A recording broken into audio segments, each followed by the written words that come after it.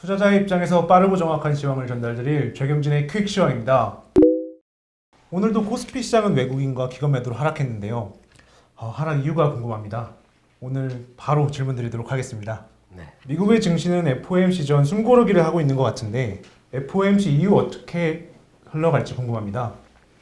이번 FOMC 회에서는 크게 달라질 얘기는 없을 것 같은데요. 일단 시장에서는 단기채 매각하고 장기채를 사서 장기채 금리를 낮춰주지 않을까 하는 기대감이 일각에 있긴 한데 전혀 그럴 가능성은 없을 것 같고요. 지금 10년 균형 물가가 2.3%까지 올라 있는데 오늘도 빌 그로스라는 사람이 미국의 인플레이션이 4%까지 올라갈 것이다 라고 얘기를 했고, 그리고 최근에 그 유명한 ETF 설립자이자 운용자인 캐서린 우더라는 사람도 인플레이션이 4%까지 올라갈 것 같다 라고 얘기를 했습니다. 근데 미국 정부나 연준의 입장은 일시적이기 때문에 일단 참고 기다려 봐야 된다라는 거라서 이번 회의에서도 크게 변화는 없을 것 같습니다. 다만 그런 변화가 없더라도 이번 회의를 기점으로 해서 미국의 상승이 조금 더 가속화될 가능성은 있겠죠. 미 금리 상승에 신흥국들도 금리 인상에 나설 수 있다 이런 뉴스들이 있었는데 증시에 어떤 영향을 미칠지 궁금합니다. 오늘 뉴스에서는 미국의 금리가 계속 오르니까 신흥국들이 이제 금리를 올려야 된다라는 얘기가 나왔는데요. 미국채는 가장 안전한 자산이라고 평가를 하는데 그 금리가 1.6%까지 올라오게 되면 중국 같은 경우는 지금 국채 금리가 3.3% 정도 되고 우리나라도 2.1% 정도인데 이게 격차가 가까워지면 굳이 위험한 나라의 국채를 살 게 아니고 미국채를 사는 게 더 나으니까 신흥국들은 금리 격차를 더 벌려야 된다라는 거죠. 근데 실제 지금 이머징 국채와 선진국 국채의 금리 차이가 크게 벌어지고 있지 않은데요. 아마 이게 점점 줄어들게 되면 신흥국들은 금리를 인상할 수밖에 없기 때문에 신흥국 경제는 더 안 좋을 거라고 생각을 합니다. 근데 특히 오늘 중국에서는 부동산 규제에 관련된 뉴스가 미국 쪽 신문을 통해서 나왔는데요. 중국의 부동산 가격이 작년 코로나 때도 올랐고 지금 너무 많이 올라서 이걸 지금 어떻게 잡아야 되는데 연소득 대비해가지고 지금 9.3배 정도까지 된다고 합니다. 이게 미국은 지금 현재 8.4배 정도 되는데 그걸 훨씬 앞질러 버렸습니다. 근데 중국이 이번에 부동산 거래를 하는데 그 가격에 정부가 직접 개입하겠다라는 그런 얘기를 했었고요. 투기 조사를 하겠다라는 그런 뉴스가 있었는데 중국은 일본이 엔화 절상 때문에 부동산 가격이 급락하면서 경제가 안 좋았던 거를 봤고, 그리고 금융위기 때 미국의 부동산 가격이 급락한 걸 봤기 때문에 지금 부동산 가격이 계속 오르는 거를 많이 겁을 내는 것 같습니다. 그래서 이런 규제가 따르게 되면 중국 부동산 기업의 올해에 돌아오는 부채 규모가 60조가 넘는데 이 60조를 상환을 하고 하다 보면 다른 기업들한테도 나쁜 영향을 줄 거라고 지금 평가를 하기 때문에 아마 중국 시장은 금리를 올리는 데 대해서 조금 더 많은 고민이 필요하지 않을까 이렇게 생각이 됩니다. 오늘 국내 코스피 시장은 하락을 했는데 하락의 이유가 무엇인지 궁금합니다. 국내 시장이 3월 초에 외국인들의 일중 매도 흐름을 제가 말씀을 한 적이 있어요. 이게 일직선으로 계속 떨어지고 선물도 매도가 이렇게 계속 내려가게 되면 반드시 뒤에 하락이 크게 나타날 수 있다고 말씀을 드렸는데 오늘도 외국인의 선물 매도가 장중에 1조 원을 넘었다가 오후에 들어서 한 8천억 정도로 줄긴 했는데요. 주식 매도는 계속 내려가다가 4천억 정도에서 횡보 정도 수준으로 멈췄습니다. 이게 상당히 중요한 신호이긴 한데요. 이게 멈추게 되면 외국인은 관망을 한다고 봐야 되거든요. 그리고 코스닥 시장도 2시부터 매도를 한 700억 정도 줄였기 때문에 오늘 하락은 일단 외국인의 주식 매도와 선물 매도가 동시다발적으로 나오면서 주가가 빠졌다고 봐야 되는데 가장 큰 이유가 배터리 주식 때문이지 않을까. 일단 관망 뉴스도 있고 그 다음에 오늘 미 국무장관하고 국방장관이 방한을 했습니다. 방한을 하고 그리고 북한 뉴스도 있고 여러 가지 뉴스가 있지만 제가 보기에는 오늘 하락 요인은 배터리 업종에 대한 매도가 너무 강했기 때문이다 라고 봐야 될 것 같습니다. 외인의 주식 매도 흐름과 그리고 선물 매매 방향에 대해서 조금 더 구체적으로 말씀해 주시면 좋겠습니다. 이 흐름은 장중 내내 그 외국인의 주식 매도와 선물 매도를 계속 지켜보고 있어야 됩니다. 그래서 일반인들이 조금 알기는 어렵고요.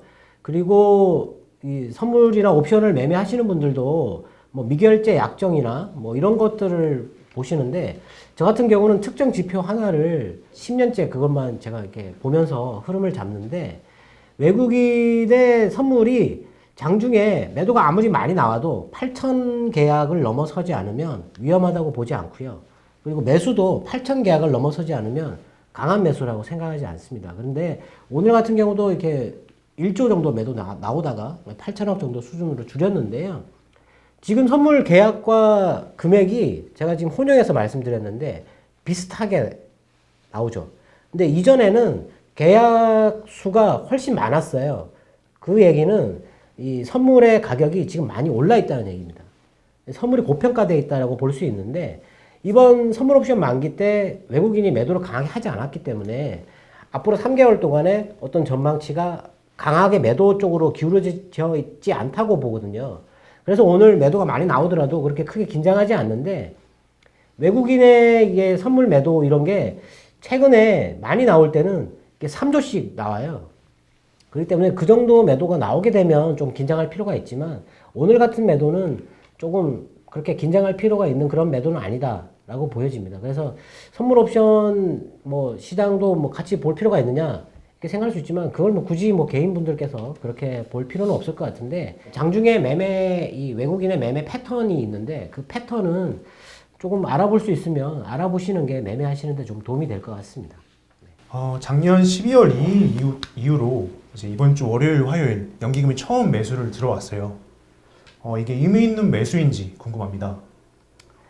연기금의 매수를 의미가 있다 이렇게 판단하기는 좀 어려울 것 같은데요. 해외의 선진국들 국부펀드나 기금을 운영할 때는 그들만의 그 투자결정위원회라는 독립되어 있는 기구가 따로 있습니다. 그래서 그 사람들은 그 기구를 통해서 어디에 투자를 한다 뭐 이런 거를 결정을 하는데요.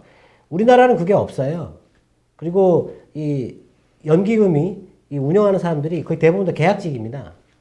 그분들의 이 위치에 따라 가지고 이게 좀 안 좋은 그런 영향이 나타나는데, 지금 뭐 갑자기 매도하다가 매수로 전환했는데 투자 비중을 분명히 줄인다고 했거든요. 근데 투자 비중을 다 줄였는지 아니면은 지금 주가가 빠지지 않았지 않습니까? 매도를 하고 나서. 근데 갑자기 또 매수를 한다 해가지고 지금 줄이다가 갑자기 늘리는 건가요? 그렇게 판단하기가 어렵거든요. 그래서 연기금의 매수가 지금 시장에 긍정적인 영향을 줄 수 있는가? 이거는 제가 보기에는 판단하기 어렵고 그렇게 큰 영향이 없을 것 같다라고 생각됩니다. 미국의 압박으로 화웨이가 애플과 삼성에 5G 특허료를 요구할 것이라는 보도가 나왔습니다. 어떤 영향을 미칠지 궁금합니다. 뭐 대당 2.5달러씩 받겠다 뭐 이런 얘기를 했었는데, 2019년부터 2021년까지 화웨이가 특허료로 한 10억 달러 정도 수입이 있다고 얘기를 했거든요. 근데 지금 화웨이를 퇴출시키려고 하는데 화웨이가 특허료로 돈을 따로 번다. 미국이 과연 그걸 가만히 놔둘까요? 특히 애플이 거기 껴있다면 오히려 특허료를 받는 게 뭐 크게 중요하지 않을 것 같습니다. 또 오랜만에 오늘 제약 바이오 섹터가 상승을 했는데 특별한 이유가 있을까요? 시장에서 살 게 없으면 제일 많이 사는 게 바이오 제약이죠. 왜냐하면 멀리 있지 않습니까? 예. 지금 현재가 안 좋아서 살 게 없으면 저 멀리 보게 되거든요. 그래서 바이오 제약 섹터를 사는 거고요. 내일 그 SK 바이오사이언스 상장이 있기 때문에 관련주가 또 올랐고, 그리고 러시아 백신 제조 때문에 그 뭐 관련자가 방한을 했다라고 얘기를 했는데, 뭐 그것 때문에 또 올랐던 것도 있고요. 네. 뭐 특별하게 큰 의미는 없을 것 같습니다. 금리가 오르면 뭐 지난번에도 말씀드렸지만 멀리 있는 이익이 멀리 있는 그런 산업은 타격을 받게 되는데, 시장이 빠지면 멀리 있는 걸 또 보거든요. 네. 그런 의미 정도라고 보여집니다. 오늘도 배터리 섹터가 약세였는데 관련해서 좀 주목해서 볼 만한 점이 있을까요? 어제는 제가 그 노스볼트, 스웨덴의 노스볼트의 배터리에 들어가는 재료를 만드는 회사들, 그 회사가 급등했다고 얘기를 했지 않습니까? 근데 어제 그 말씀드렸지만 각형이라고 하는 배터리의 단점이 뭐냐면 무게라고 말씀을 드렸는데, 이게 무게가 무거워지면요 차량의 연료 효율이 떨어지고요. 그리고 배기가스가 좀 안 좋아지고 나쁜 점이 많죠. 그래서 이걸 줄여야 됩니다, 무게를. 그러면 배터리가 무거우면 다른 데서 줄여야 되겠죠. 저도 그렇게 생각을 했는데 오늘 시장에서 그게 나왔습니다. 근데 제가 볼 때는 시장이 참 잘 생각하고 있는 것 같은데 그 차량 경량화에 관련된 부분인데요. 이 부분에 대해 관련된 주식이 두 개가 있습니다. 근데 보통 보면 제가 오늘 그것 때문에 검색을 해봤는데 차량 경량화 관련 주식들 해가지고 주식이 이렇게 쭉 나옵니다. 근데 제가 생각하기에는 별 상관도 없는 주식들이 이렇게 막 나와요. 근데 차량 경량화에 관련된 주식은 두 개가 있습니다. 두 개가 있는데 오늘 하나가 장중에 상당히 많이 올랐다가 내려왔어요. 근데 그 회사가 만드는 게 차의 무게를 줄이려면 철을 쓰면 안 되거든요. 플라스틱을 써야 됩니다. 고강도 플라스틱이죠. 그런 정밀화학 쪽인데 그쪽 섹터가 아무래도 저는 배터리가 무겁다면 그쪽으로 가야 된다라고 생각해서 보고 있었는데 오늘 갑자기 떠버렸어요. 그래서 좀 아쉬운 점은 있지만 일단 많이 오르진 않았으니까 그쪽을 또 관심 있게 보는 게 좋을 것 같고요. 그 다음에 배터리가 이제 이 각형은 성능이 조금 떨어지거든요. 떨어지는데 그럼 이걸 또 보완을 해야 됩니다. 보완을 해야 되는데 그래서 고체 배터리로 가려고 한다고 그렇게 최종적인 목적지는 고체 배터리인 것처럼 그렇게 말을 했고요. 그래서 오늘 이 배터리 관련된 성능을 조금 찾아봤는데 얼마 전에 우리나라가 기온이 갑자기 떨어지면서 배터리의 효율이 50% 떨어졌다. 충전을 했는데 갈 수 있는 거리가 반으로 줄었다. 뭐 이런 뉴스가 나왔었습니다. 혹시 보셨는지 모르겠지만 그 테슬라의 모델 S라고 상위급 모델이 있거든요. 그 모델의 주행거리, 발표하는 주행거리는 보통 600km, 530km 뭐 이렇게 나오고 그리고 지금 상반기에 생산을 하겠다고 했었던 루시더 에어라는 차가 있는데 그 차는 800km를 간다고 발표를 했었습니다. 근데 이 폭스바겐 그 그룹의 산하에 있는 그 포르쉐와 아우디가 있다고 말씀드렸는데 이 아우디는 이트론 GT라는 차를 이번에 출시를 했는데 그 차의 주행거리는 320km고요. 이 포르쉐는 타이칸이라는 차를 출시를 했는데 그 차는 290km입니다. 고성능 차량이거든요. 고성능 차량의 주행거리가 다른 경쟁 차량에 비해서 주행거리가 너무 짧게 나오죠. 그럼 이게 각형으로 바꾼다고 해가지고 이게 개선이 안 되거든요. 그러면 이걸 늘리려고 하면 배터리의 성능을 많이 끌어올려야 되는데 우리나라 배터리의 기술은 아직까지 그거에 대해서 불리한 그런 쪽이 아니거든요. 근데 뭐 이런 고민이 필요하겠지만 배터리 3사의 고민은 비용을 줄이는 것도 있지만 이런 배터리 성능을 끌어올리는 쪽으로 방향을 잡으면 좋지 않을까 뭐 이런 생각을 해봤는데 또 GM이 또 화재 그 볼트 차량의 화재를 결과를 내달 발표를 한다고 했는데 하여튼 배터리는 지금 여러 가지로 지금 문제가 있기 때문에 다양한 각도로 생각을 해볼 필요가 있을 것 같습니다. 배터리를 언급해 주셨는데 이제 오늘 파우치형 배터리를 만드는 회사가 아닌 각형 배터리를 만드는 회사가 가장 많이 빠졌어요. 그 이유가 뭔지 궁금합니다. 배터리 어제 그 폭스바겐 말씀을 드릴 때 중국을 선택한 게 아니라고 말씀을 드렸지 않습니까? 각형을 선택했다고 얘기를 했기 때문에 각형을 선택했다면 그 우리나라의 그 각형 회사도 해당 사항이 없는 거죠. 근데 우리나라 자동차 그 배터리 3사 중에서 지금 제일 비싼 평가를 받는 회사가 어제 제가 매출 비교를 해드렸는데 이 회사는 지금 배터리 매출이 전체 매출의 76%를 차지한다고 말씀드렸지 않습니까? 제일 충격이 클 수 있는데 이 회사는 다행스럽게도 그 많은 배터리 매출 중에서 상당량은 계열사의 전자제품에 들어가는 배터리죠. 그래서 직접적인 충격이 크지는 않을 거라고 하지만 배터리 지금 현재 수출되는 게 두 개 회사 쪽으로 가고 있어요. 예, 테슬라하고 폭스바겐 쪽이죠. 한쪽이 없어지면 이게 당연히 충격이 클 수밖에 없지만 지금 현재 가장 고평가를 받고 있는 회사니까 빨리 매도를 하겠다고 생각을 한 것 같습니다. 그래서 매도 오늘 많이 나온 것 같고요. 어저께 증권사 네 곳에서 이 배터리 문제가 일시적이다 이런 얘기를 했었거든요. 근데 제가 보기에는 이건 일시적인 문제가 아닙니다. 이거는 미래가 달린 문제이기 때문에 그래서 오늘 또 많이 빠지긴 했지만 어제보다 외국인의 매도는 줄기는 했어요. 근데 앞으로 이 배터리는 지금 5월 달에 우리나라는 또 다른 문제가 있지 않습니까? 고매도도 해야 되고 뭐 여러 가지 문제가 있는데 이게 한번 하락기에 접어들게 되면 여러 가지로 좀 복잡하게 안 좋아질 수가 있어요. 원래 또 안 좋은 일은 또 한꺼번에 나올 수도 있기 때문에 어제 말씀드렸지만 배터리 쪽은 조금 떨어져서 관망을 하시는 게 좋을 것 같습니다. 메타버스나 영화 미나리 때문에 콘텐츠 관련된 섹터가 부각되고 있습니다.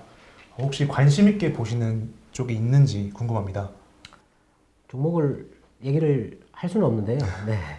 오늘 국내 그 게임 회사 하나가 그 메타버스 관련된 투자를 하기 위해서 450억 정도 제3자 배정 유증에 참여한다고 얘기를 했었고, 그리고 우리나라의 그 컴퓨터 그래픽 영화에 그 CG를 입히는 회사가 두 개가 있습니다. 이름을 그런 또 할 수 없는데 두 개 있어요. 근데 보통 메타버스 그러니까 엉뚱한 회사들이 막 올라갑니다. 예. 뭐 경험이 있었네, 뭐 관련이 있네, 뭐 그렇게 올라가는데 실질적으로 관련 있는 회사는 제가 보기엔 세 개가 있는데 그 중에 하나는 게임 회사고요. 두 개는 CG를 만드는 회사거든요. 예. 메타버스는 현실에 가상을 입히는 거기 때문에 이 가상을 입히는 환경을 만드는 회사가 제일 중요하거든요. 그리고 직접적으로 수혜를 받을 수도 있고요. 그리고 오늘같이 다른 회사들이 투자를 할 수도 있기 때문에 이 회사가 중요한 회사거든요. 그래서 되도록이면 그쪽으로 몇 번 말씀드리는 것 같은데 그 가상 환경을 만드는 회사, 예, 그리고 경험력이 있어야 되고 그리고 품질도 좋아야 되겠죠. 예, 그래서 그런 회사 쪽을 보시는 게 낫지 않을까 싶습니다. 오늘도 당일 시황에 대한 궁금증이 해소되었기를 바라겠습니다. 오늘 같이 이제 시장이 빠지면 조회 건수가 조금 증가하는데요. 네.